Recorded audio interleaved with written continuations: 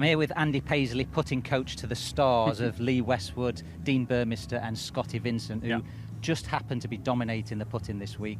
Lee picked up over 4 shots on the field yesterday on the greens, which is unusual, and Scotty Vincent was number 1, so fantastic work.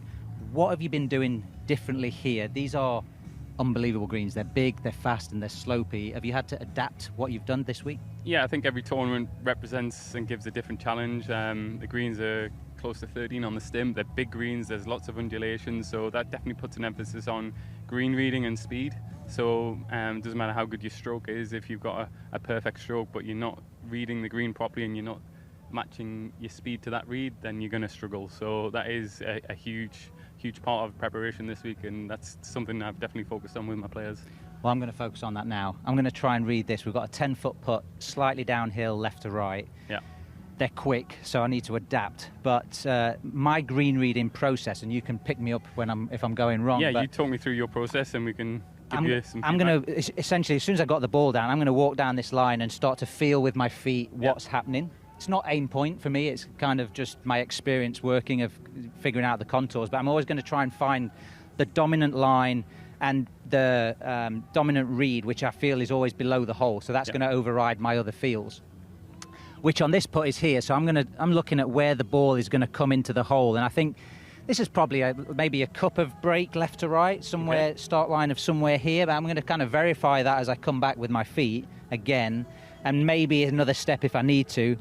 Once I feel pretty comfortable there, this is for me the golden bit, which I think a lot of amateurs miss, is I'm trying to figure out where the centre of the hole is, given my read that the ball's going to be coming in left to right. It's not going to be straight on. I want to find the biggest area of the hole, which here is going to be at maybe like 8 o'clock on a clock face. Yeah, so definitely on the left side of the hole. Once I've done that, I'm going to visualise the ball rolling in from there and draw that line back until it kind of matches. From one line from the ball, one front line from the hole. And once I've done that, that's when I know I'm ready to go, and then I can start getting in over the ball.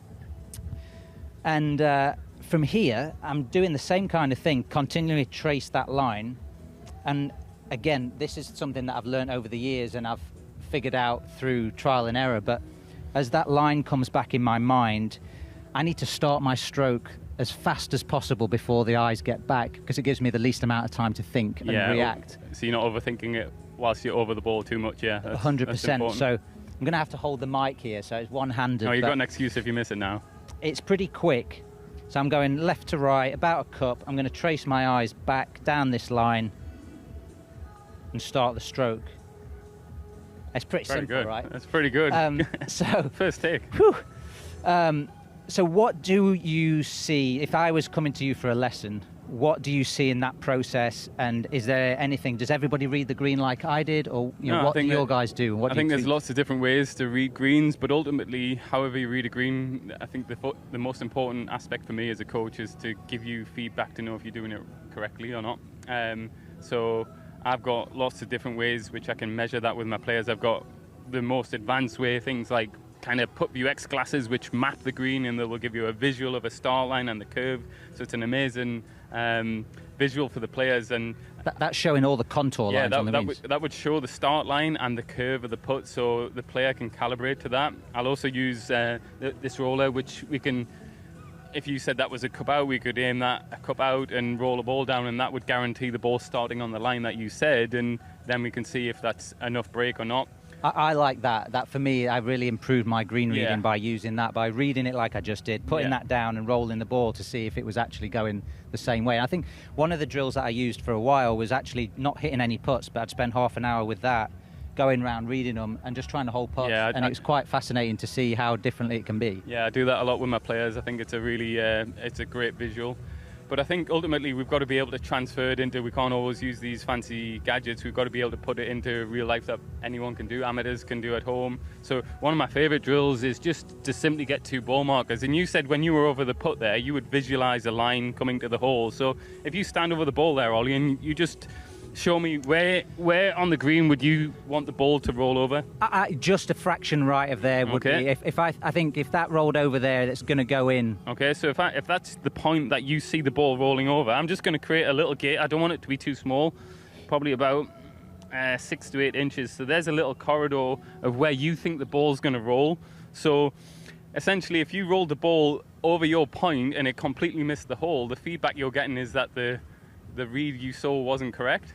Or if you do roll it through that point and it goes in the hole, you know that you've got your speed good, you've got your read good, and your start line. So it's so you're really always good getting feedback. good feedback. Feedback's the most important. You can't. It's very difficult to learn without good feedback, and that's what I really focus on with my players. I can always prove whether the read is wrong or whether the start line was wrong, whether they've hit it too hard or too soft. So I think as a player, if you can constantly get good feedback, then you should improve. And you could put a little gate start earlier on as well. Anything that you can put on the putt that helps you to, it helps the coach to see if you've started high or low, or that you've hit it too hard or too soft.